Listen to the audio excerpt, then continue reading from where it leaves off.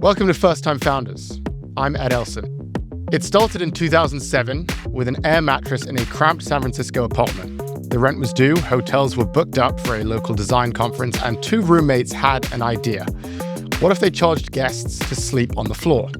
That weekend, three strangers stayed in their living room, and an industry was quietly born. My next guest helped turn that idea into a platform that has redefined travel. Today, it has grown into a global network of over 8 million active listings and 5 million hosts, spanning more than 150,000 cities in 220 countries. It has welcomed over 2 billion guests, and in the process, it's upended the traditional hospitality industry and reshaped how people experience new places. This is my conversation with Nathan Blecharczyk, co-founder and chief strategy officer of Airbnb. Nathan, thank you so much for joining me on the program. Thanks, Ed. Really excited to be here on First Time Founders. So everyone knows what Airbnb is. And, usually on this program, I feel like I need to give context for what it is you do and what it is you've built. I'm not going to do that because everyone knows what it is. And it's a testament to what you've built. So I just want to start with the beginning. We talked a little bit in the intro about how this all started, but I'd like to hear it in your words. How did this all start? I'll rewind just even a few months before October 2007, which you just kind of referenced, which was that I had moved to San Francisco to become an entrepreneur. And I'm a software engineer by background, and I needed a place to live. And I went on Craigslist, and Joe became my roommate. Joe had a vacancy in his apartment, and he put it on Craigslist, and we just got connected through serendipity there. And so Joe would later become, one of my co-founders in Airbnb. But we were roommates and friends before we ever started the company. And a few months go by, and then suddenly the rent on our apartment is raised 25%. And I said, well, that's too expensive. I'm moving out. And so did the other roommate. But Joe wanted to stay in that apartment, and he convinced Brian to move up from Los Angeles and live in the apartment with him. But they still had a problem, which was that the rent had been increased 25%, and they had recently quit their jobs to become entrepreneurs, also known as unemployed. So they didn't even have the money to pay the rent still, even with the two of them. And that's when they had the idea to rent out that extra room. They are both designers by background. They noticed that an international design conference was coming to San Francisco in October, and they noticed that all the hotels were sold out for this conference. And so they got the idea to rent out that vacant bedroom, my vacant bedroom, to designers who might need a place to stay that one weekend. This room, it had nothing in it. I'd taken all my possessions. I had taken the bed, but Joe set up an air bed. And so instead of calling it a bed and breakfast for that weekend, they called it an air bed and breakfast. So Airbnb is short for air bed and breakfast. That's where the name comes from. They were expecting to host some guys like themselves that weekend.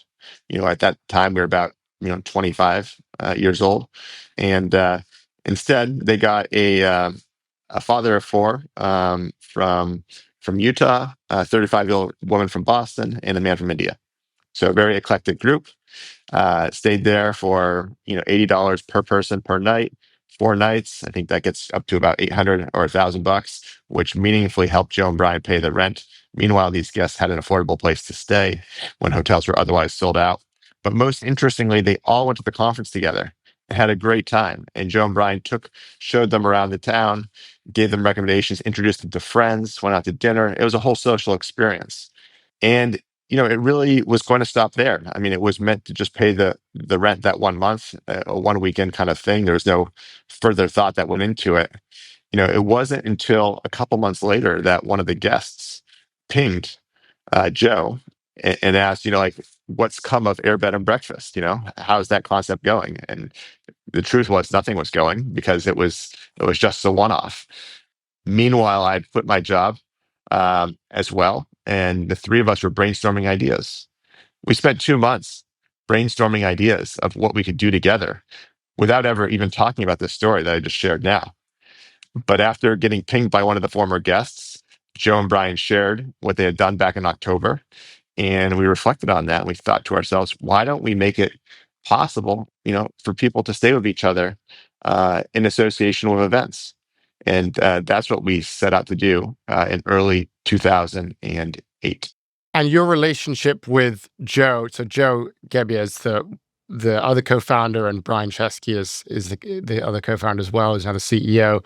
Talk about your relationship with those two. It sounds from your description that it was three friends who decided to collaborate together and start a company, which I think is actually rarer than one would probably think in entrepreneurship. I don't think usually, I mean, it sounds like a fun idea, starting a big company with all your best buds, but oftentimes it doesn't work out. So talk a bit more about your relationship, the fact that you were roommates with Joe. How were you friends with Joe? What was Joe's relationship with Brian, and so on? Yeah, I think the part about being friends, what's important there is, we got to know each other well, before making the decision to start a company together.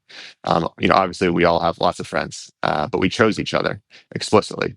And we did that because while I was living with Joe, I noticed two things. Like one was that after work and on the weekends, instead of chilling out or socializing or whatnot, we were working on our passion projects. And so, I saw in Joe and he saw in me an incredible work ethic and passion. And then we also started helping each other on our respective projects. My background, I'm an engineer, so I started doing coding of his websites. He's the designer. He started providing the designs for the things I was building, and we saw how our complementary skill sets allowed us to build products really fast. Because you really do need both. Meanwhile, Joe and Brian had gone to Rhode Island School of Design together, so they were friends from college, and had really gotten to know each other well then, and had worked on a number of projects there together as well. So, I think we knew that there was a strong compatibility and that our skill sets were good complements. And I think that's why we were brainstorming ideas together. We didn't know what we wanted to work on, but we knew the team was a strong team.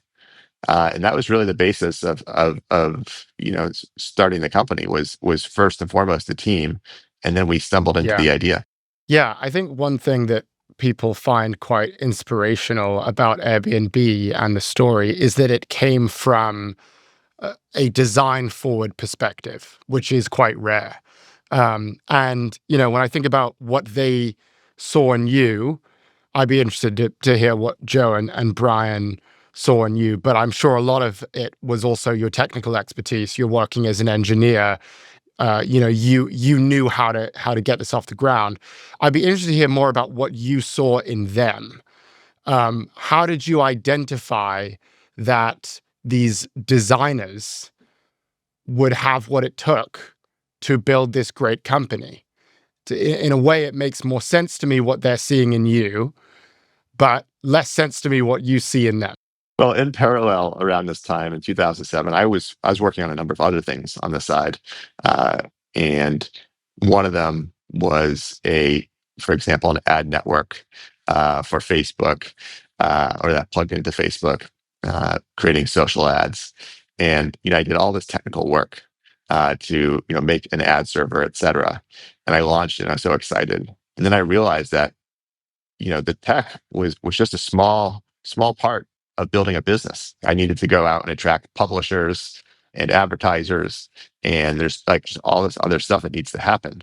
And I realized that's not my passion, doing those other things, and that it really does require a team. So I had come fresh off that kind of learning or reflection of like, wow, I'm a great builder, but to build a real business is requires a lot of different skill sets. So that was one. I think also too, just the camaraderie of it all. It's hard going it alone. It's a lot more fun to go with a team.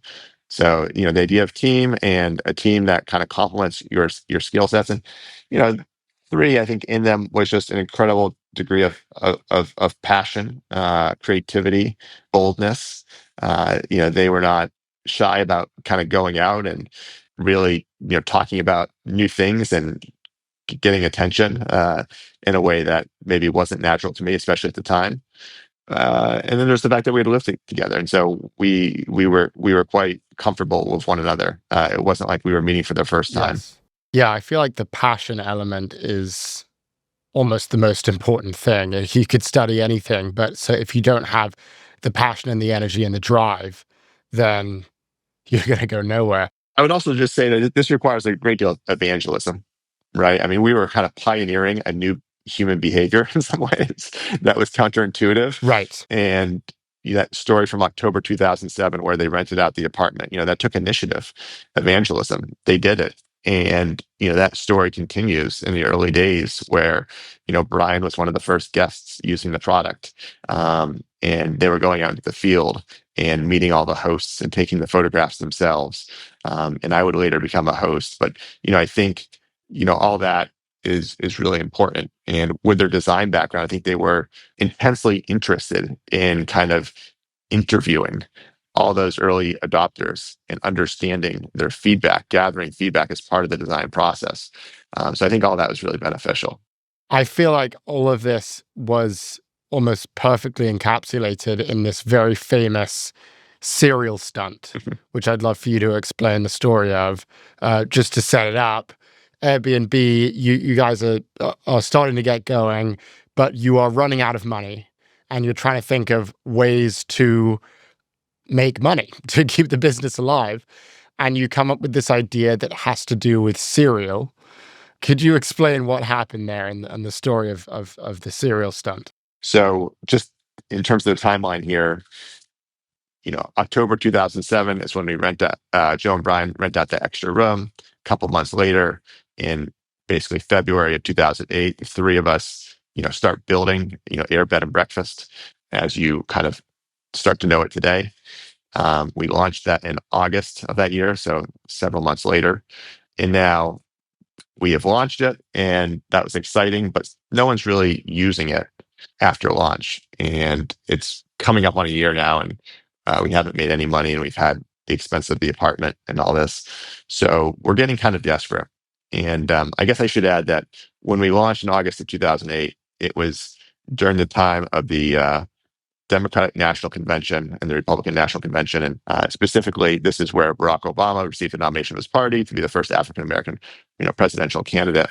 And it was a historic event, and it was going to be held in a stadium in Denver that held 80,000 people. And we looked up that Denver only has 17,000 hotel rooms, so we knew there was going to be a need for extra accommodation. And so we focused on this moment as the right launch opportunity, and it was very successful. We got hundreds of people staying on Airbnb in the span of a couple of weeks, and we were on TV on CNN talking about what Airbnb was in connection to the DNC event and Obama. So it was tremendously exciting. But a few weeks later, it was gone. It was a flash, and nobody cared anymore. And yet we had all these political reporters that we had met, and we're thinking to ourselves, how do we generate some more attention for the company? We have all these reporters that we met. How do we make ourselves relevant to them again? And somehow Brian and Joe have this crazy idea one night that we should create a presidentially themed breakfast cereal. Again, our name at the time was Air Bed and Breakfast. So they're thinking breakfast, let's do something fun with the breakfast concept and do something that would be relevant to all these reporters we met, and somehow basically do a stunt. Okay, so they come up with this concept of creating Obama O's and Captain McCain's. These are breakfast cereals. And they come up with a tagline for each. Obama O's is hope in every bowl. Captain McCain's the maverick in every bite, as he was a kind of I think a Navy captain or something in his past. And they come up with artwork for these physical cereal boxes that they're going to create, and a lot of witty humor on it. Yeah. And they use their contacts from Rhode Island School of Design to get the boxes printed officially at a printing press, free of charge, actually. And they do this whole thing to create it. And I remember, first of all, when they told me about this idea, my response was, if you want to do this, promise me you're not going to spend any money. Because we didn't have any money, and this sounded like, a whole effort to create cereal, and it was going to potentially cost money. So I said, do whatever you want to do, just don't spend any money. Meanwhile, I'm going to stay focused on building the website for Air Bed and Breakfast. So they go off and they actually create these really compelling, funny cereal boxes without spending any money because they're very scrappy. And we send the first 100 boxes of each to those political reporters that we had met. And the idea was we could email them, but they get emails all day long. They'll probably delete them. If they received this physical box in the mail, they're going to have to call us back and want to know more about it. And so that was the idea, and we did it, and it worked.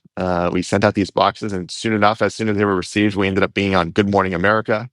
We were back on CNN talking about the cereal, talking about its connection to the company. And we also we had extra boxes printed off. So we had 500 boxes of each. So the first 100 we sent to the reporters. The other 400 we numbered and called them like limited edition collector's items. And we created a little website for them where we sold boxes of cereal that you could buy, and we priced them at $40 a box. Anyways, when we were on CNN International, that became the number one political video of the day, us talking about the cereal. Wow. And we sold a $40 box of cereal every 3 minutes until we sold out. And so we made about $30,000 selling these cereal boxes in the span of that week. And we like to say that that's more money than we made all year on our core business. And, materially helped us to pay the rent and a few bills. Yes. And so that was kind of funny and kind of cool. And we thought to ourselves, maybe we should become a cereal company, except if only there was a presidential election every month to generate that kind of interest. So we knew that wasn't the answer. But the truth is also, it didn't really help our core business, right? It wasn't helping us to rent more rooms in that moment. It was a funny story. It sold boxes of cereals. It allowed us to earn $30,000, but it wasn't selling more rooms on airbedandbreakfast.com. Where this story becomes transformative in terms of what it did for us is a few months later. A few months later, it's now the end of 2008. It's been 1 year. We're about to give up, and we say before we give up, we have to give it one last chance. We had gotten some advice that we should apply to Y Combinator, that would be a great way to re-energize ourselves and recommit and give it like one last chance with some good mentorship. But before you can do Y Combinator, you have to get into Y Combinator. And Y Combinator is, incredibly selective, incredibly popular, and has a very low acceptance rate. Yes, this is the exclusive startup accelerator. Very, very much exclusive at the time too. Absolutely right. And so we managed to get an interview, which is incredible. So we go into the interview, and the interview typically lasts about 5 minutes. It's very quick. And you're in there, at least at that time, with maybe 4 other people. One of them was Paul Graham, the founder of the program. And I remember we go in there for the interview. Well, I'll back up. Before leaving the apartment to go to the interview, I see Joe putting a box of Obama O's into his backpack to bring to the interview. And I said, Joe, what are you doing? Why are you bringing the Obama O's to the interview? I said, don't do that. That to me was an embarrassment that we had spent so much time on Obama's. I mean, it's a funny story, but it had nothing to do with our business being a likely success, in my mind, at least, because to me, it represented a distraction. As an engineer, I saw it as having been a distraction because it's a cool story, but it honestly took about 2 months of time to pull all that off. So Joe says, okay, I won't bring it. So anyways, we're now at the interview. We go into the room. We have 5 minutes. Within 2 minutes, Paul Graham says, what? Strangers staying with other strangers in people's homes?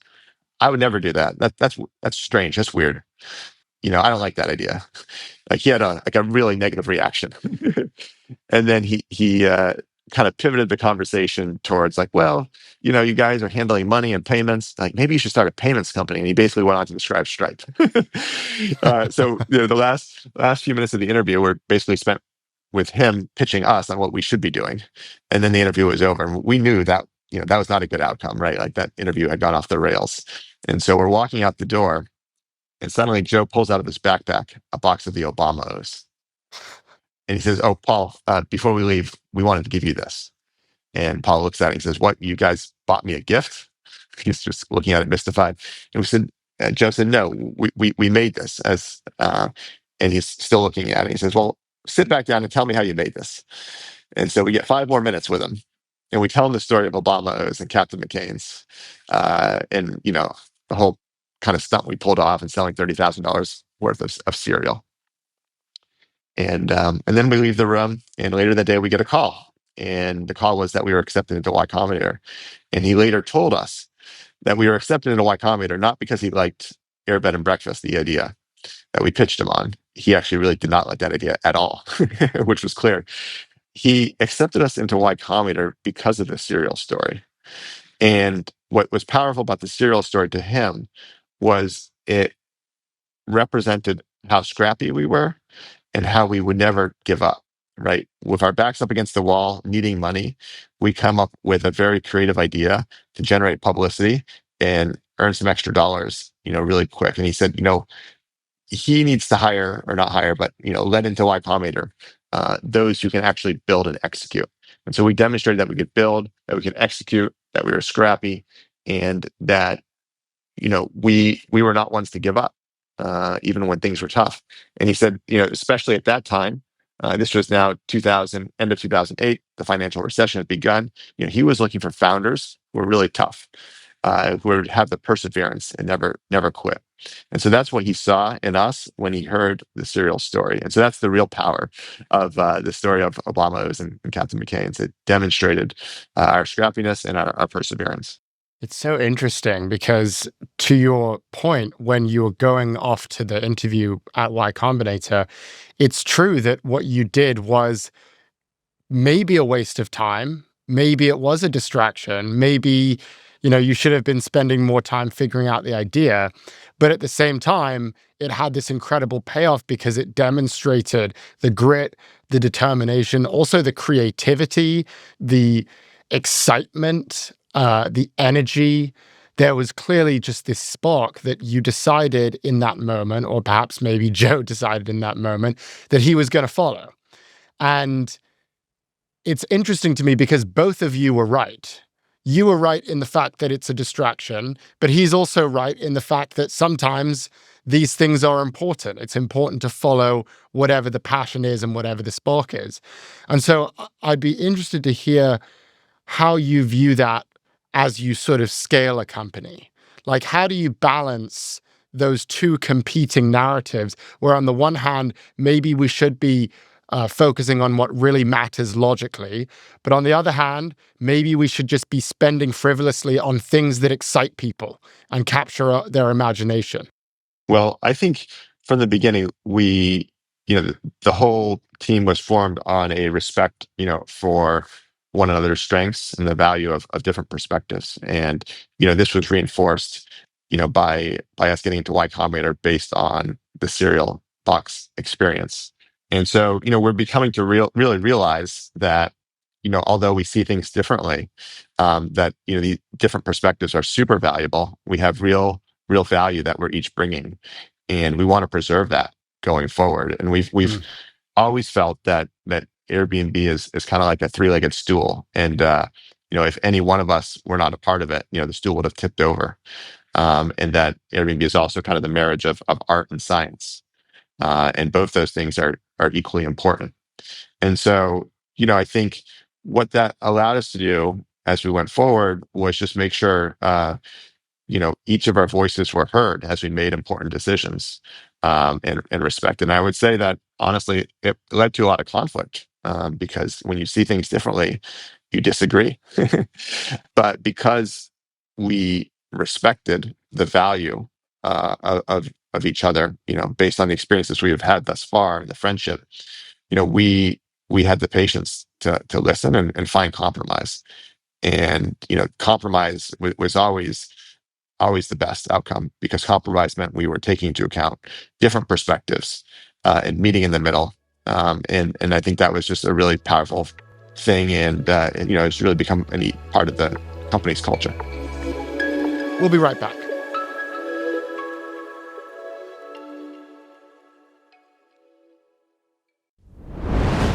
We're back with First Time Founders. Just going back to what Paul Graham thought about the idea itself. He thought that having strangers live in other people's homes was not going to work. He didn't want to do it himself. Bad idea. But he was betting on the creativity and the determination of the founding team. Maybe he was right, but I kind of think he was wrong. I think in hindsight, hindsight's 2020. I think your idea was correct, and you'd proven it. So tell me more about what Paul might have gotten wrong. And I'd be interested to know if you feel as I do, that you guys actually were correct from the very beginning, that this was something that the market always needed, and that you provided? Well, clearly we were ultimately correct. Yeah. I think the biggest kind of entrepreneurial ideas tend to be ones that are non-consensus, where it's not obvious, right? And so this was obviously not an obvious idea. Now that doesn't mean that all non-obvious ideas are good ideas. But why was this one a good one, and how did we know? Well, I think it's because we experienced it firsthand, right?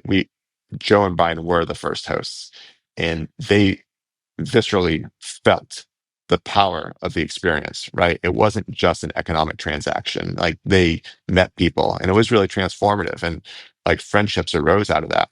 The guy from India who stayed with them, 2 years later, invited them to his wedding. Like, it's hard to capture the power of that when you relay it as part of a pitch or whatnot. So, so there was that. I think as we started building the product and using the product, again, we were very close to the experience and the customers.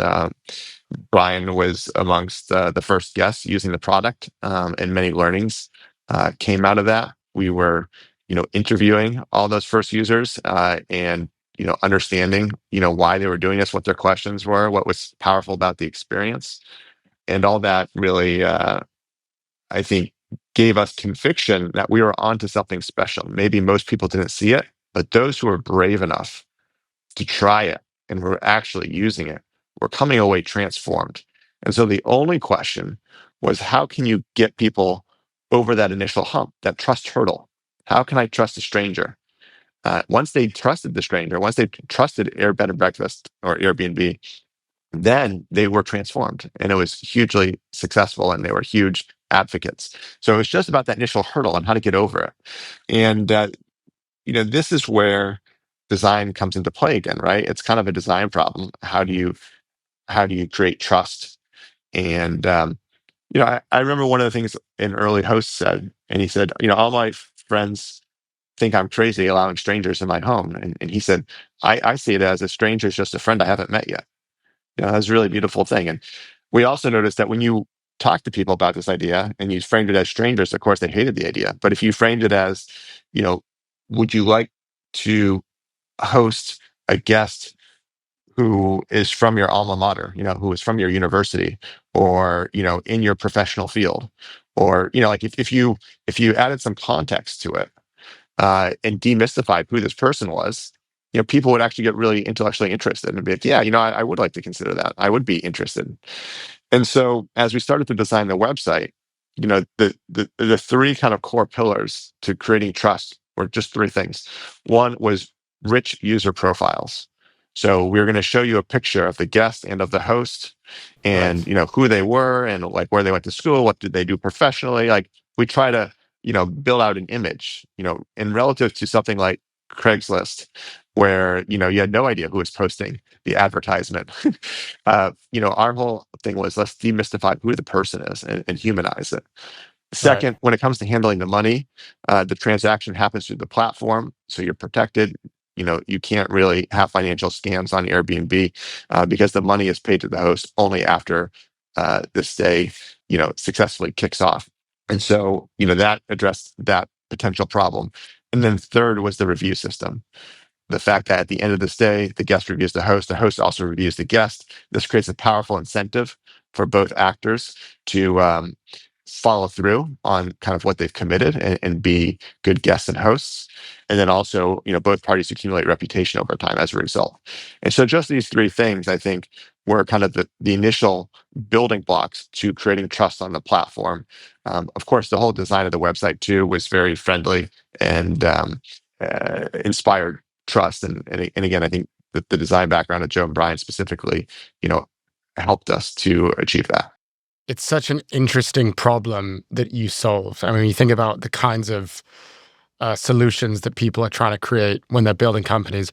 I love the way you put that. The problem you were trying to solve is, how do we turn a stranger into a guest? What is the difference between those two things? And how do we as a company make that shift? And it's just a fascinating problem to be solving. And I'm sure a lot of people would find that very inspirational, what you just said. What was the point at which you realized that you had something really great? I think a lot of people, a lot of founders, they have their inflection point. They suddenly something happens and they go, "Oh my gosh, I'm actually onto something." What was that moment for you? Well, everything changed over the course of Y Combinator. Okay. We go into Y Combinator and we've been making basically $200 a week for the last 5 months, and nothing we did seemed to change that. And our goal over the course of Y Combinator was to achieve $1,000 a week in revenue. And actually, at the end of Y Combinator, and it's a 13-week program at that time. So 13 weeks later, we go from $200 a week to actually over $4,000 a week. So vastly outpacing our what we thought was an ambitious goal. And coming out of Y Combinator with that kind of growth trajectory, we were able to raise our seed round from Sequoia Capital. And so we went from a place at the end of 2008, at the start of Y Combinator, really thinking that we were ready to quit. And Y Combinator was our last effort to give it all we got. But we had a verbal agreement that if by the end of Y Combinator things weren't in a better place, we would quit and we would support each other in that decision because nobody wanted to abandon the other two. And so we kind of agreed up front what the parameters were for kind of the go, no go at the end of Y Combinator. Well, anyways, at the end of Y Combinator, things are on a vastly different trajectory. And that's because over Y Combinator, we're focused on New York City and photographing the listings in New York and meeting the users, and a whole bunch of things happen, which I can talk about if you like. But coming out of that, we get introduced to Sequoia Capital, one of the top firms in the world for venture funding. Someone we never thought would be interested based on where we were just 13 weeks earlier. And they end up funding our seed round. And so that was an incredible validation and gave us a whole injection of confidence. Over the course of the remainder of that year, by August, we're making, I think, $12,000 a week. So it continued to ramp aggressively over those months. At that point in 2008 is primarily a business that was taking place in New York City. And this is 2009. Over the course of 2010, it continued to grow and branch out to maybe 5 or 8 more cities. Most of the business was happening, including places like Paris. But these were like top destinations in the world. And then it was really 2011 where just things went bananas. And we started the year 2011 with 40 employees. We ended with 400. Wow. We became an international company, opening 12 offices around the world, and really racing to build a global network. And so I think we were ecstatic in 2009 with that change in trajectory, and we had a lot of confidence. But there was always this question of, is this a business that only makes sense in New York City, where hotels are incredibly expensive and where everyone in the world wants to go there, though? Or does this generalize and become kind of a global phenomenon? And starting in 2011, we were able to demonstrate this is truly a global business. And by 2013, it was literally everywhere, all around the globe. What do you think happened in 2011? What took you from 40 employees to 400? Why did it explode in the way that it did? Competition. Competition has a way of accelerating things. Yeah. So up until that point, we had been very quiet about our success. But by 2011, word of our Series A fundraising had gotten out. This Series A had happened in April of 2010. It was a $7 million raise at roughly 70 million valuation. Based on that news, there was a number of European serial entrepreneurs who kind of took up the idea and wanted to be the Airbnb of Europe. So by 2011, these two new companies kind of emerged, and we said, well, hey, this is inherently a global idea. Travel is inherently global. We need to be the Airbnb of Europe. We can't have others taking that when we're a travel company. So it kind of set off a race, and these companies were based in Europe, and we said, well, we have to be just as local as they are. So that motivated us to open local offices in each of the most important countries from a travel perspective.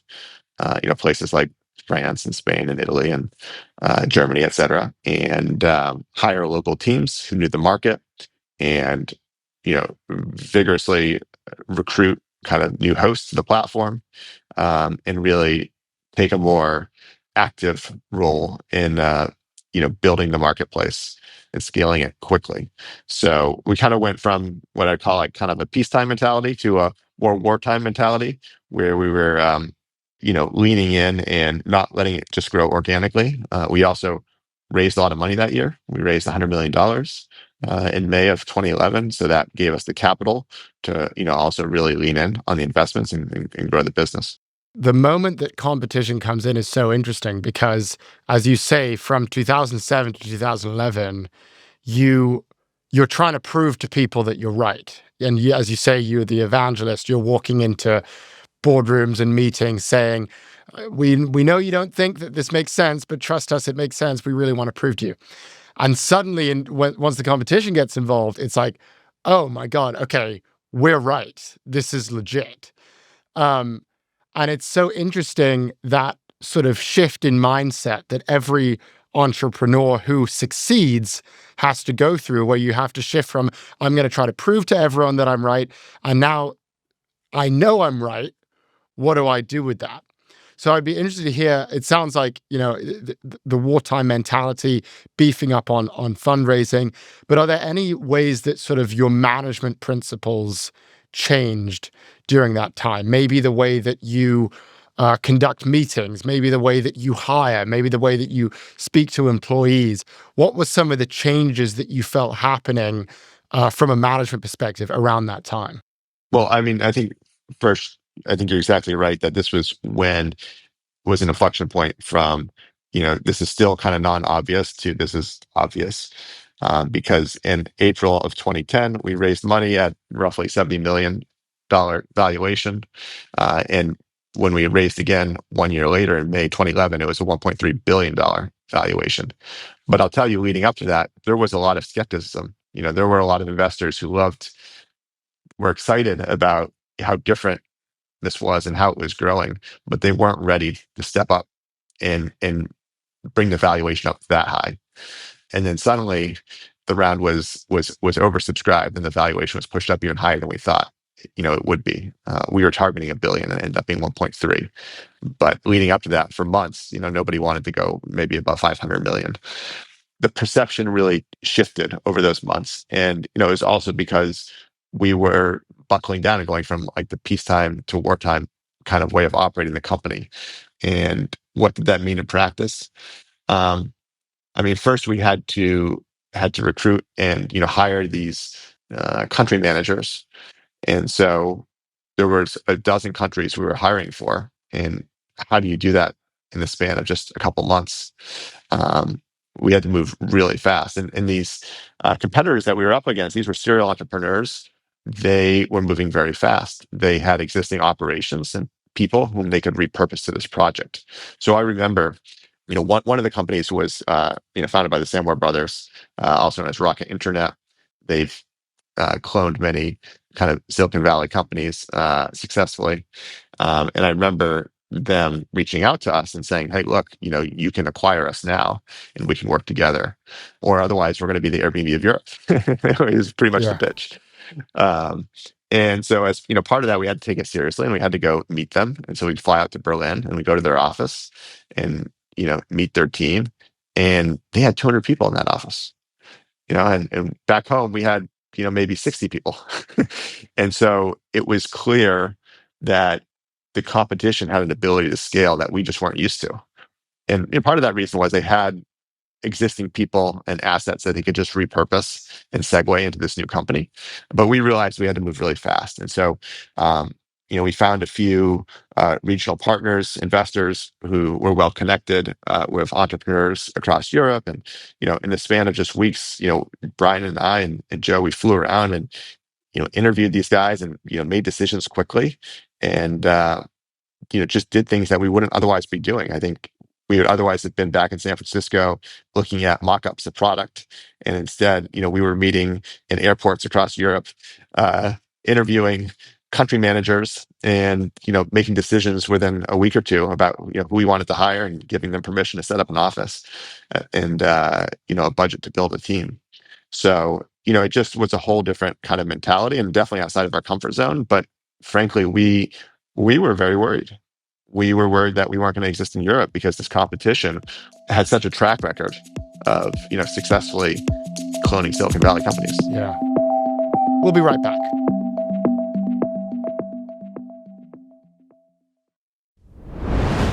We're back with First Time Founders. How many moments, when you look through the history of the company, from when it's three of you basically with just an idea in a dorm room, essentially, to this giant global iconic public company that it is today. How many moments are there in that journey where things could have gone to zero?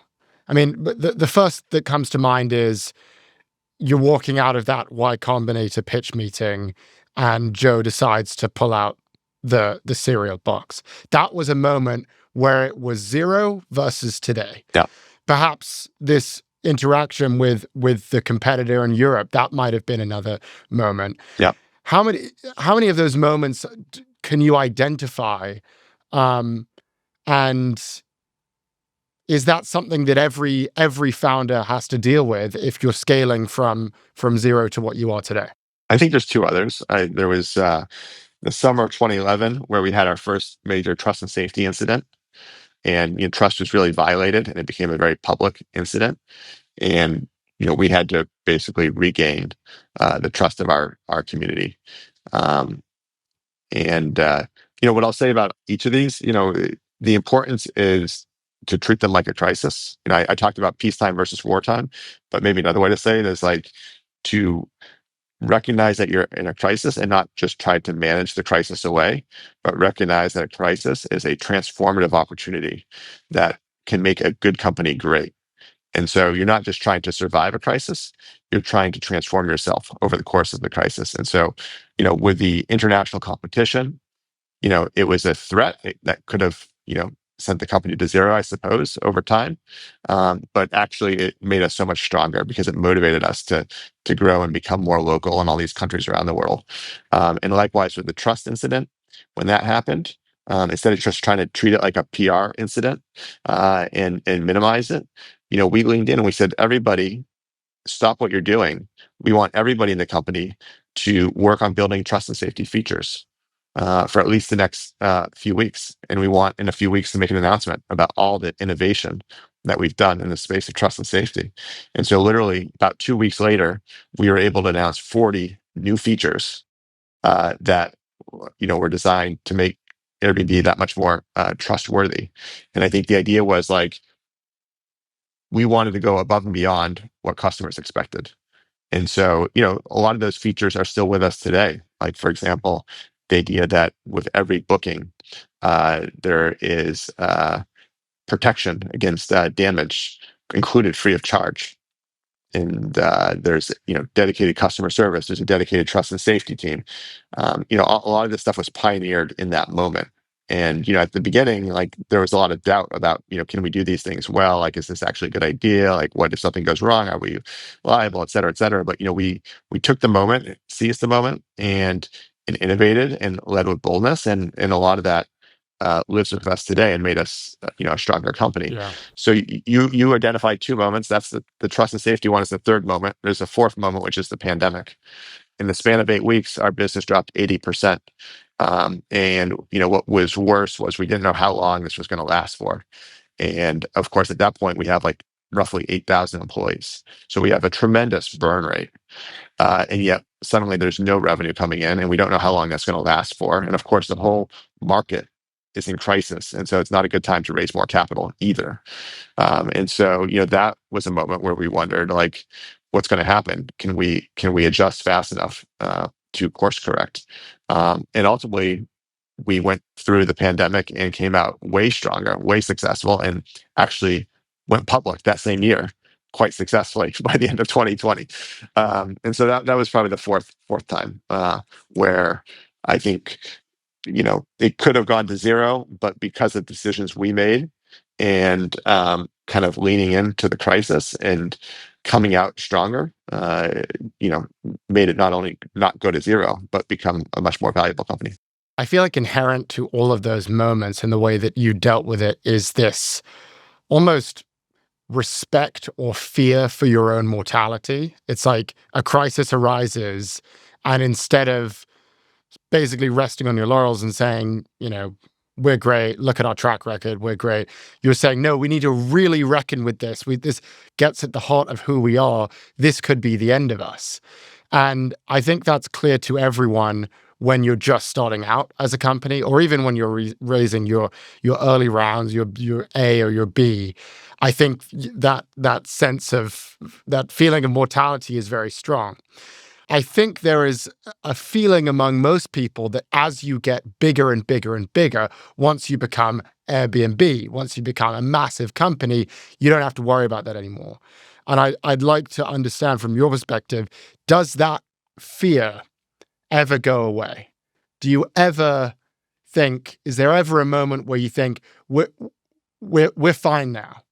We'll definitely figure everything out, or does it always live inside you that there could be a moment where things go to zero? Look, I don't think things are going to go to zero, realistically, right? At this scale, and given how ubiquitous Airbnb is around the globe, so I don't think that's realistic, even in a crisis. Hmm. But I would say we definitely don't have any complacency, and for a couple of reasons. One, I think the opportunity is so much bigger than we've realized at this point. I mean, I think conceptually we realize it, but in terms of the size of the company today, I think it could be so much more. I think there's so much more to be done in travel.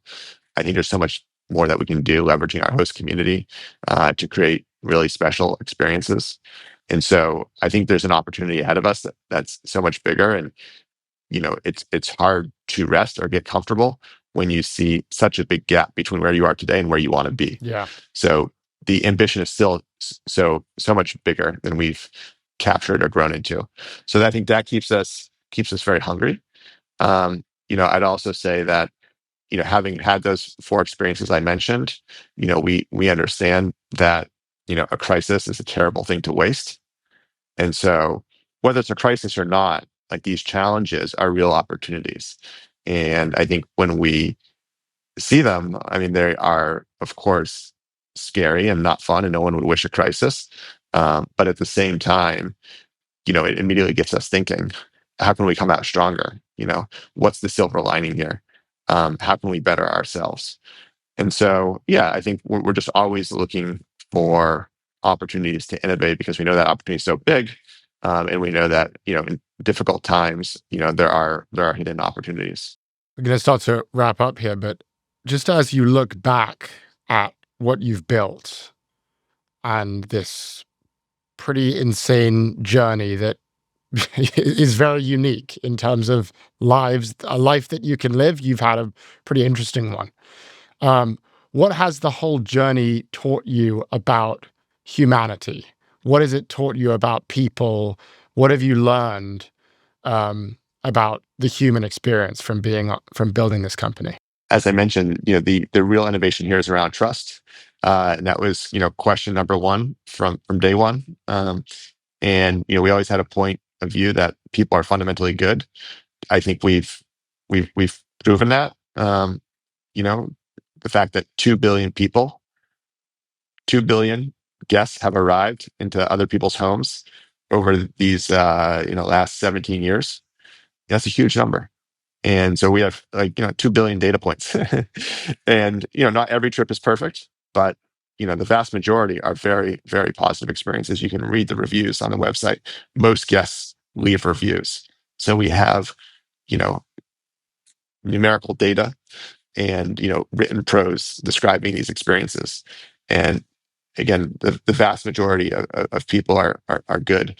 And I think there's a hunger for travel and for seeing the world and understanding different cultures. If you look at the trends for international travel going back to the 60s, it's just been exponential growth and continues to be the first thing people want to do when they have disposable income, including developing parts of the world, places like China, India, whatever. You're just seeing tons of interest in people leaving their own kind of home country, their own experience, and seeing the world, seeing what's out there, connecting with others. Um, and so, I think that's that's really an inspiring thing because, I think ultimately it makes the world a smaller place. It fosters understanding. We need that more than ever in these times of everything being politicized. We need to understand that behind, the politics and the ideology, there are, ordinary people who are much like ourselves, who, you know, want to meet people, want to have good times, want to be financially successful and are willing to work hard. And, that's true all around the world. Um, Yeah. and, we create a marketplace, a platform where people can do that, where we can make these connections. Um, so, I think very much there's a shared mentality out there, around entrepreneurship, and being a global citizen that we've kind of tapped into, and is popular in every country of the world, especially as people get to experience it themselves. They get a lot of satisfaction out of it. Nathan Blecharczyk is the co-founder and chief strategy officer of Airbnb. Nathan, this was really informative and also inspiring. We really appreciate your time. I enjoyed it very much. Thank you so much. Thank you for listening to First Time Founders from the Vox Media Podcast Network. We'll see you next month with another founder story.